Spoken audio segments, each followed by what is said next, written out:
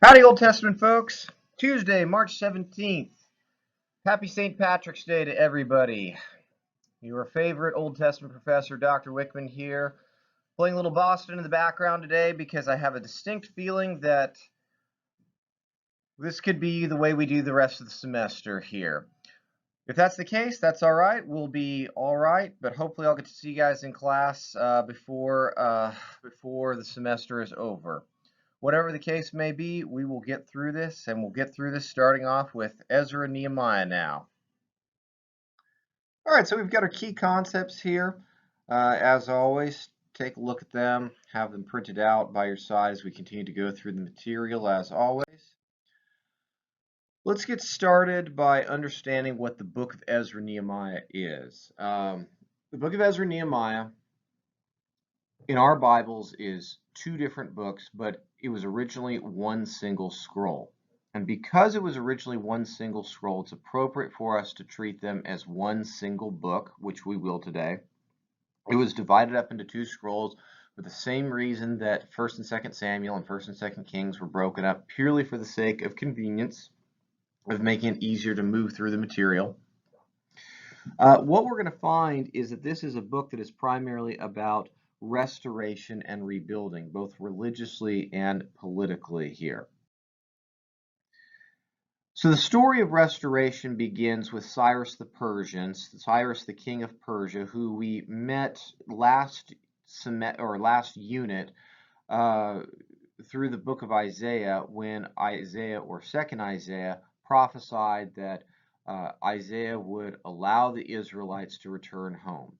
That proved to be true in the year 538 when Cyrus defeated the Babylonians and ordered that all captured peoples would be allowed to return to their homelands.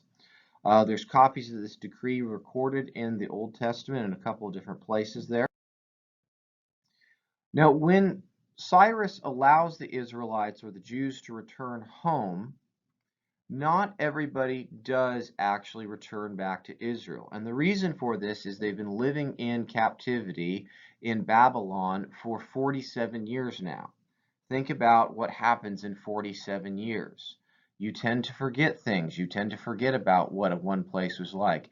In 47 years, you're going to make a new home for yourself. You're going to have children. Some people have had grandchildren, maybe even great-grandchildren, given that many people started having children at a very young age in Old Testament times.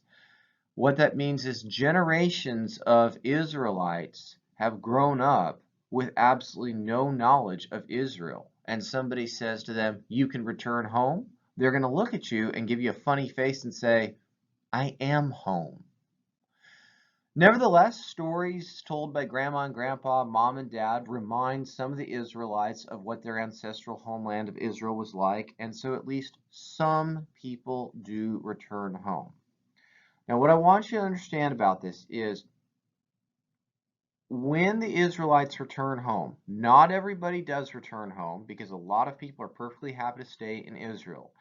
And that means it's not appropriate. In fact, it's historically inaccurate to talk about one single return of Jews from Babylon back to Israel. The reality is there was a series of returns from Babylon back to Israel that happened over decades, if not hundreds of years. Hence, this slide is titled First Return because it's the first of many returns. The first return is led by a guy named Sheshbazzar. He's basically incompetent. Not much gets accomplished under him. Second return is, Sheshbazzar is succeeded by a guy named Zerubbabel. If you think that I sneezed or coughed, I promise you I didn't. That is, in fact, his name. I encourage you to say it with me now. Zerubbabel. Tell me that's not a fun name to say. Tell me that didn't bring a smile to your face. Say it with me one more time. Zerubbabel. Now, Zerubbabel is the new leader of the Israelites. He is important because he is from the lineage of David. And so hopefully you'll remember the Davidic covenant that was issued back in Old Testament, back in 1 Samuel. which means that there were probably some Israelites who were getting excited. We have a descendant of David in our midst. This guy is meant to be king. And so there does seem to have been some hope that Zerubbabel would restore the monarchy, not just let the Israelites return home, but build an actual nation. Because at this point, Israel is run by the Persians. It's owned by them, and they're just letting the Israelites live there. But they're not really in control of their own land. And so there's hope that maybe Zerubbabel can make that happen, can restore a kingdom or a monarchy for them. At the end of the day, we have no idea what happened to Zerubbabel. A lot of people like to theorize that maybe he tried to start a revolt and it was quickly squashed by the Persians, and so he disappeared from history. We don't know. My personal theory is that the guy dropped dead. Lots of people drop dead in the ancient world all the time for unknown number of medical conditions. People can drop dead today all the time. I think that he just disappeared because he just disappeared. I can't know that, neither can any other scholar here. It doesn't really matter. What does matter, though, is when Zerubbabel disappears, presumably dies, with him dies the hope for a restored monarchy. And so the Israelites begin to place their trust and their hope no longer in the Davidic leader, but instead we transition to placing our trust in the religious leader or the high priest. The high priest is now going to be the leader of the Israelites, not the political leader, not the kings. So despite the ineffectiveness of the Israelites, despite the ineffectiveness of Sheshbazzar and the disappearance of Zerubbabel, the Israelites managed to organize themselves well enough so that in the year 515 they dedicate the Second Temple. This is the fourth and final date that I'm going to ask you to learn for this class. The year 515 is the dedication of the Second Temple. This is the temple that Jesus would worship at in the New Testament. This is the temple that would stand until the year 70 AD when it was destroyed by the Romans. All right, so things are looking up for the Israelites. They got a temple, they're living in their own land, not their own country yet, but they're at least living in their own land.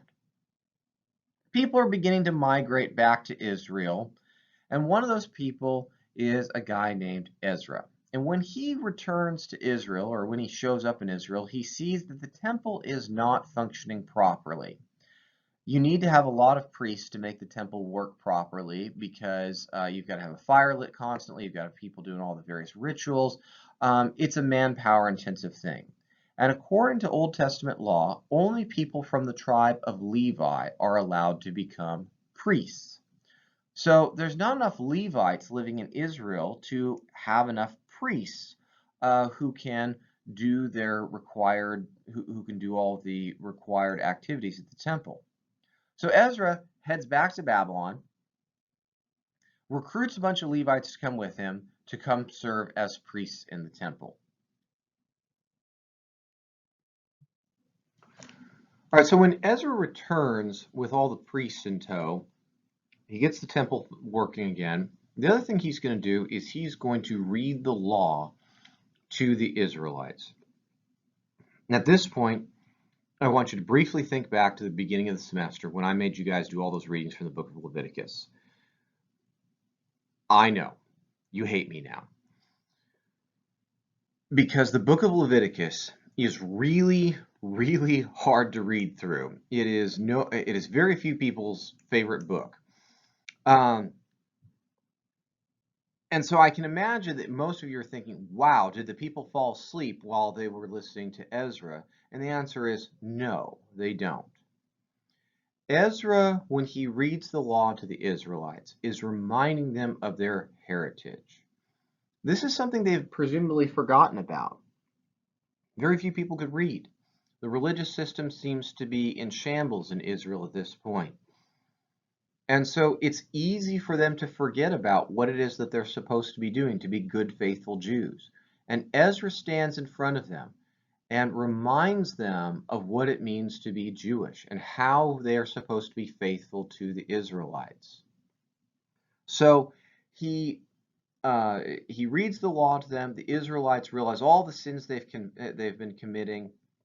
They confess their sins, and then they celebrate the Festival of Booths because that's the time of year it just so happened to be. As part of this, the Israelites realize that they have committed one sin in particular, and it's that they have married foreign women. And the law, especially the book of Deuteronomy, explicitly prohibits Israelites from marrying foreign women.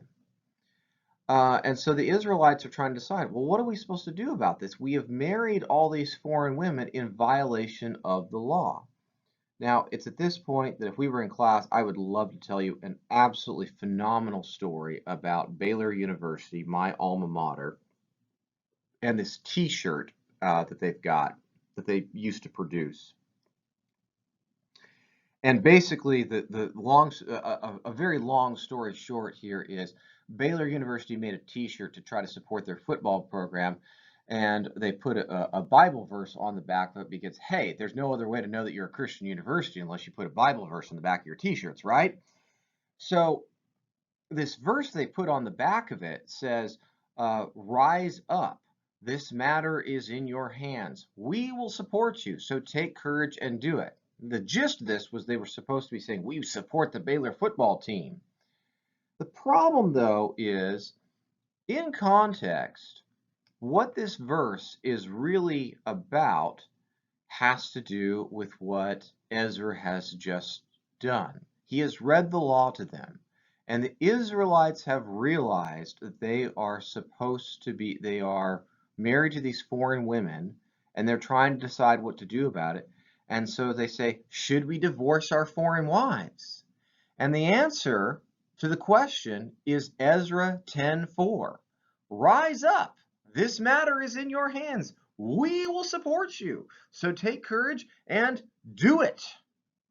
And so Ezra, when he says this, is telling the Israelites to divorce their foreign wives. And apparently that's the message that Baylor football was trying to communicate to all of its fans. They too should divorce all of their foreign wives. Now, I tell you this particular story, A, to make fun of my alma mater because, hey, I get to do that, and B, because I want you to understand the importance of context. That Bible verses are not usually meant to be ripped completely out of context so that you can make some sort of inspirational quote on the back of a t-shirt. Hopefully, none of you will make the mistake that the marketing department at Baylor did now that you have taken my Old Testament course. Now, at this particular moment, I'm sure many of you are thinking to yourselves,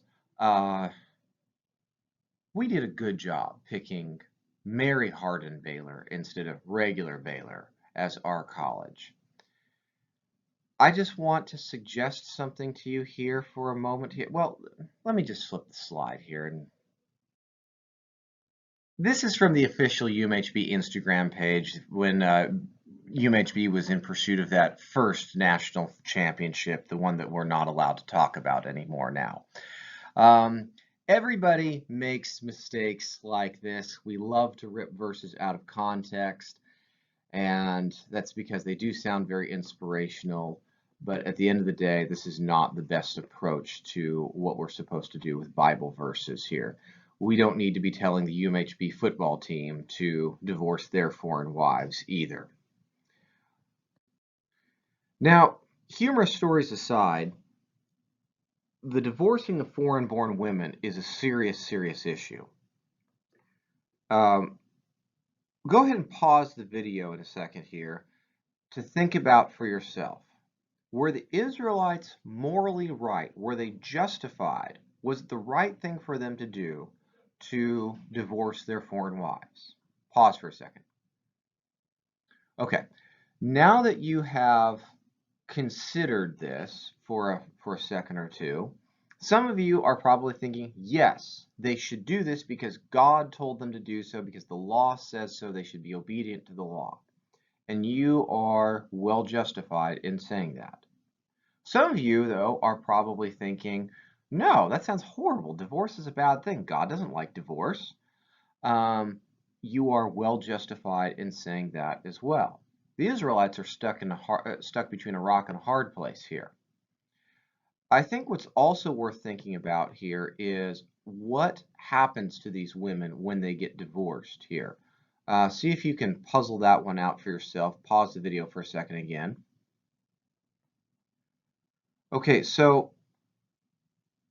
hopefully you've thought for a second, what happens to these women when they get divorced? And I think what you'll realize is we're creating more widows and orphans, essentially. The Israelites are supposed to take care of widows and orphans, but in a sense, they are creating widows and orphans by sending away their foreign-born wives, sending away their kids. Most of these women are going to end up doing one of a couple of different things. Maybe if their parents will take them back in, they might get to go home to mom and dad. Maybe. That's not a guarantee because getting divorced is a shameful thing in society. They can beg. That's another possible option. The kids, a lot of them are going to end up being pickpockets probably. And the last thing that's probably going to happen to a lot of these women is prostitution. A lot of these women are probably going to end up being prostitutes.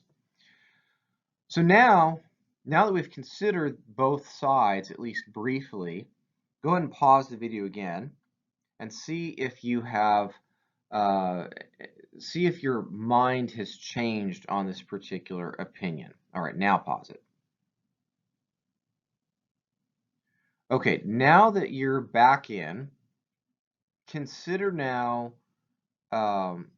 hopefully you've considered both options, both sides, and whichever side you land on, I'm not going to impose a morally correct decision on you here because there are valid arguments on both sides here. I have my personal opinion, but again, it's not my job to impose that upon you. I'm simply trying to get you to think through the issues here. The decision the Israelites do reach is to divorce their foreign wives. And whether you agree with it or not, you need to understand why they do it. And the reason why they do it is because they are now going to take the law absolutely 100% completely and totally seriously. They have vowed to themselves, never again will they lose control of the land of Israel. And the way they are determined to stay in control of Israel is by being radically obedient to the law.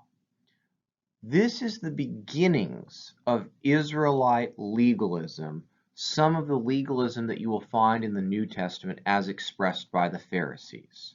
Now, this is the beginnings. We're 500 years away from the Pharisees of the New Testament. But the rationale of the Pharisees in the New Testament is found here in the pages of Ezra Nehemiah. The desire to make sure that the disaster that had happened to them with the Babylonians, losing the temple, losing Jerusalem, losing their homes, they're forever going to be motivated by the desire to make sure that they never lose control of the land again, that doesn't happen to them again. And so they're going to obey the law to its fullest extent possible, no matter what the consequences for other people might be. And that's because of how devoted they are to this. All right, so hopefully you have a sense of what Ezra does and why he's important to the Israelites. By reading the law, he becomes the new religious leader of the Israelites, and he essentially rebuilds Israelite religion. Now we transition to the other major figure from these two books, and that's going to be Nehemiah. Nehemiah is the major political figure in this story, and he doesn't truly rebuild Israelite politics, but he helps stabilize things a little bit. He he is tasked by the Persian king Artaxerxes to go to Israel to help rebuild the city walls of Jerusalem, which would be a symbol of pride, because a city with city walls that can protect is a city that can protect itself. And so if Jerusalem doesn't have city walls, it's a nothing city. But once you build city walls, it's a source of national pride for you. So when Nehemiah goes to rebuild the city walls, not everybody is on board with this idea. The uh, the he is opposed by a guy named Sanballat. And probably the reason why he's opposed by Sanballat, and this is something you're going to want to know for the test, is that Sanballat is afraid that if you have city walls, this will promote rebellion. If you have a place that you can defend yourselves from the big, bad, scary Persian Empire, you might be more encouraged to rebel against the Persians, and then they might come in and do what the Babylonians did to you. If you don't have city walls, though, you know you can't beat the Persians, so why bother rebelling? So Sanballat intentionally tries to attack Nehemiah and prevent him from rebuilding the city walls, but Nehemiah fends him off and is able to rebuild the city walls nonetheless. Okay, so after Sanballat rebuilds the city walls, he goes back home to Persia, serves the king a little bit more there, but he gets word that things in Israel still aren't quite right, so he heads back to Israel for a second term as governor. Now he's governor, he's not king, he's just the representative of the Persian king in Israel. He goes back to deal with people not tithing, they're not obeying the Sabbath, etc., etc. They're not obeying the law still. So he tells people to knock it off and start obeying the law. But the biggest, most important thing he does in his second term as governor is he's going to kick out Tobiah the Ammonite from the temple. Now, why does he do that?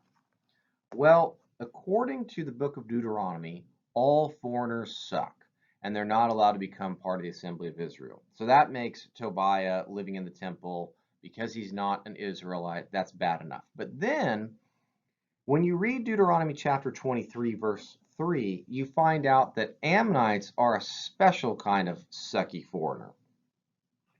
No Ammonite or Moabite shall be admitted to the assembly of the Lord. Even to the 10th generation, none of their descendants shall be admitted to the assembly of the Lord.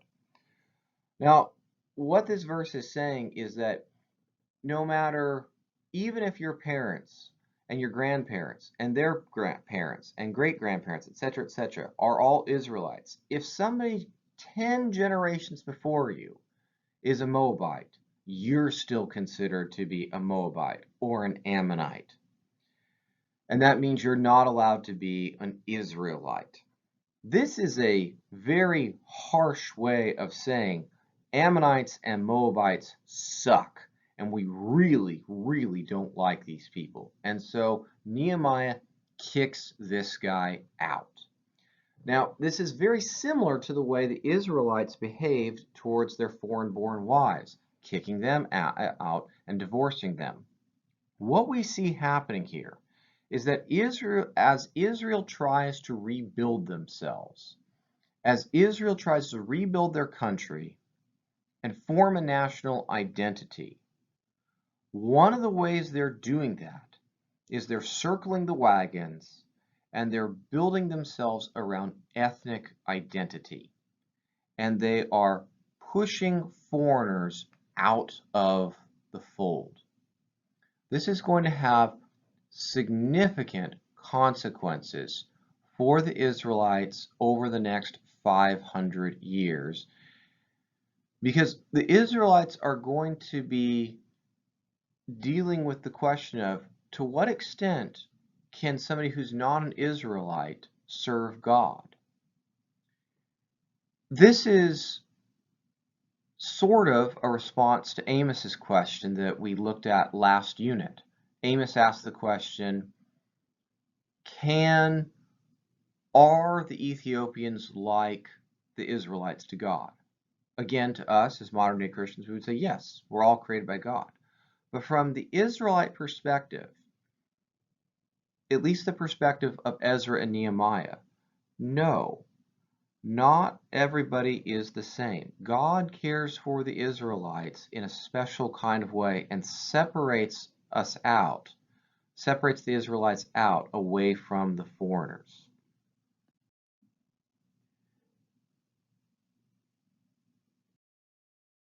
As you do the readings for the next several books that we're going to look at, Daniel, Esther, Ruth, Jonah, pay attention to the relationships between the foreigners and the Israelites there, and see if you can understand what each book is advocating in terms of the relationship between Israelites and foreigners.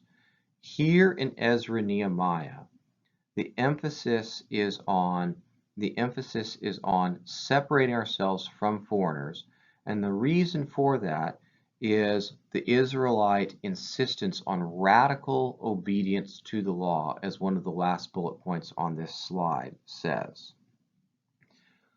This is one point of view on this, but these other books are going to give different answers to the issue of the relationship between Israelites and foreigners, and that's going to be largely what we look at over the next several nerd sessions. All right, as always, wish you all good health. Hope everybody's taking care of themselves, and we will chat again soon.